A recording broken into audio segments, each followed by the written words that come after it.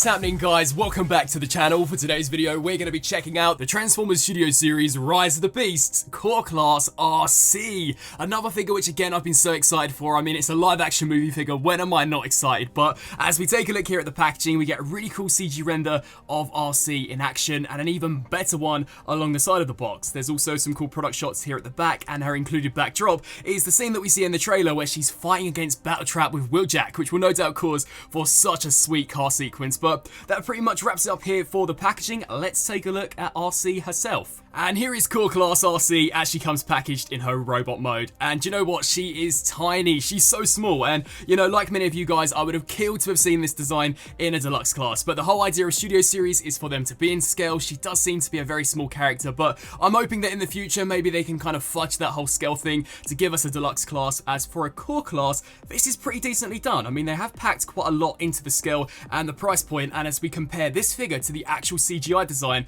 you know what? I think they've done a pretty successful job. So as we take a look here at the details, really nicely painted and sculpted face. I mean, check out all of those kind of mechanical panels we have around the lips and the eyes, and the eye detail too is pretty impressive. Now, she does for some strange reason have a massive gash here at the top. I'm not too sure why. Maybe something to do with the molding, but the body and the chest all looks great. You can see that's painted wicked. Nice mechanical details for kind of this lower torso.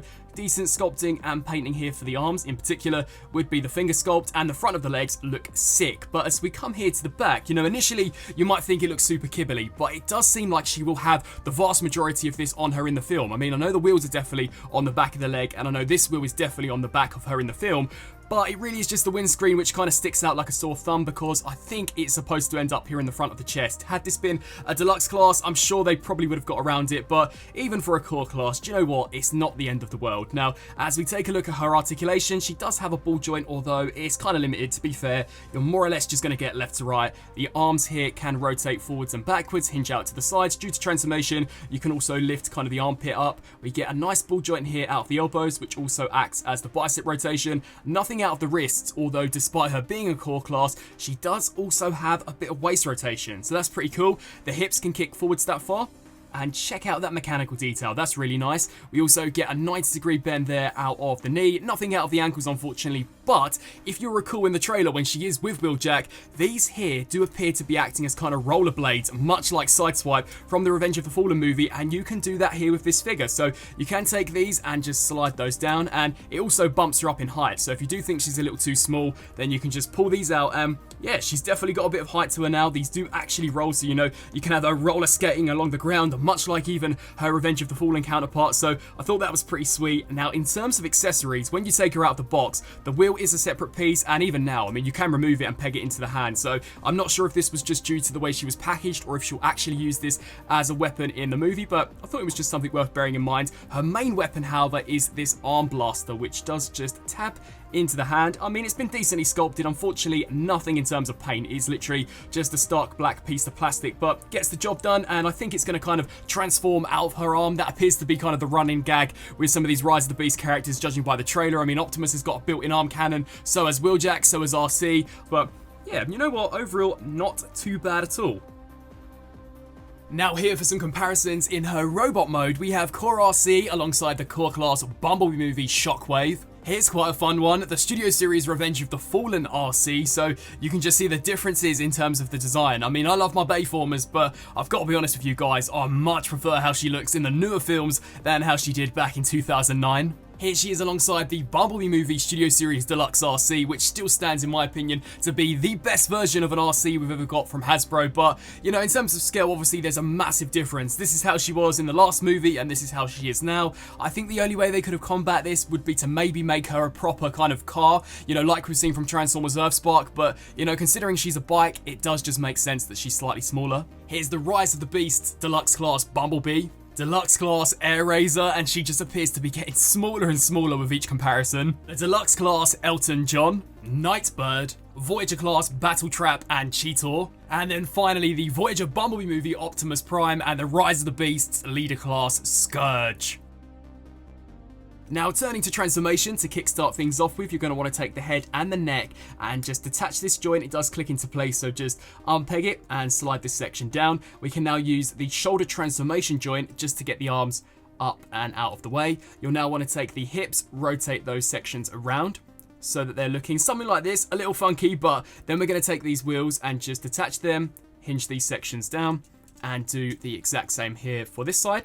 We'll now come around to the back, take this kibble, just hinge it down slightly to allow for enough clearance so that we can rotate the waist all the way around so that the front is now also facing the back. We can then flip her up till she's in kind of this position, get the arms out of the way, and what's going to happen is we're going to bring these hips and thighs down, and the knees are on a double hinge joint, so you're going to want to shift this up until this kind of notch slides into this groove. So just slide that all the way up, come here to this side, and rinse and repeat. So slide this section here upwards, and then for the wheels, this can be a little fiddly. So basically, there are a few tabs and slots on either side that you'll just want to line up. So let's just make sure they're all nice and lined, so we can just snap them in just like that. Make sure that this whole section here is closed, and there are some tiny little kind of notches on the inside of the biceps that are going to slide over the top of these pieces. So first of all, make sure that head is tucked into that hollow cavity.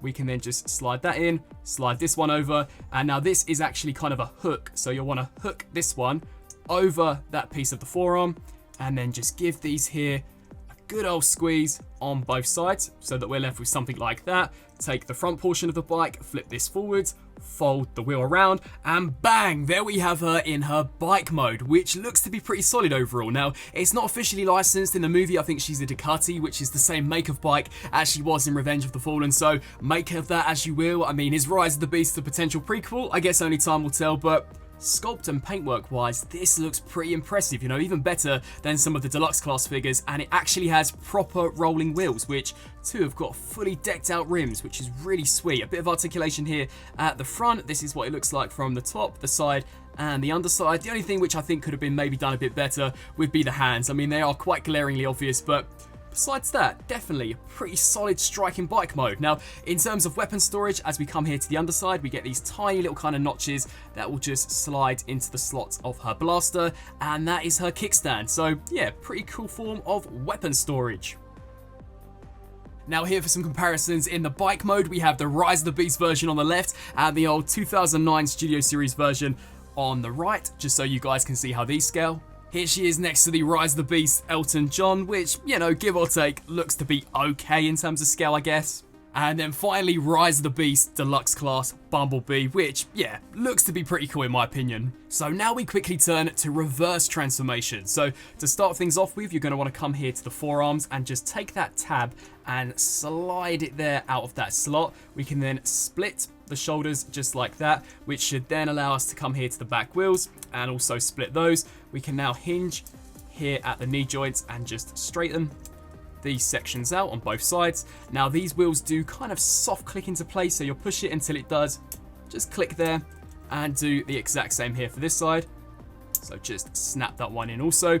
We can now come up here to the top, rotate here at the waist, and then take the windscreen and push this section back, which should allow us to bring the hips down. Take the wheel, rotate this so it sits more or less flush against the back. Just fold these sections here down, take the shoulders, fold those sections down, and bang, there is Arcee back in her robot mode. And so, wrapping up on this review for the Rise of the Beast Arcee. Overall, it's good. You know, it's nothing spectacular as you would expect from a core class, but it's definitely decent. To me, it seems like they tried to pack as much as they could into the core class price point and skill class, and I think for the most part it's paid off. I mean, like many of you guys, I would have loved to have seen this design in a deluxe class, and who knows, you know, maybe we will, but for the time being, she is a core class. I think the robot mode is decent. You know, she's definitely one of the better core class figures I think that are out there. Decent paintwork, decent articulation, pretty nice transformation, and despite the bike mode not being officially licensed, I think it's close enough to how she appears in the movie. Is this a, you know, must buy right on site? Maybe not. You know, there are definitely some better Rise of the Beast figures out there. I still haven't reviewed core class Frieza, so in terms of which is the best core out of the wave, you know, I guess only time will tell. If you can wait for this to go on clearance, then maybe do so, but she is an essential part of the Autobot cast, and you know what, she's not a bad figure for $10 to $12, so I'd love to get your thoughts down in the comment section below. What do you guys think of this release? Is it one you plan on adding to the collection? And until my next review, I'll see you then. Thanks for watching.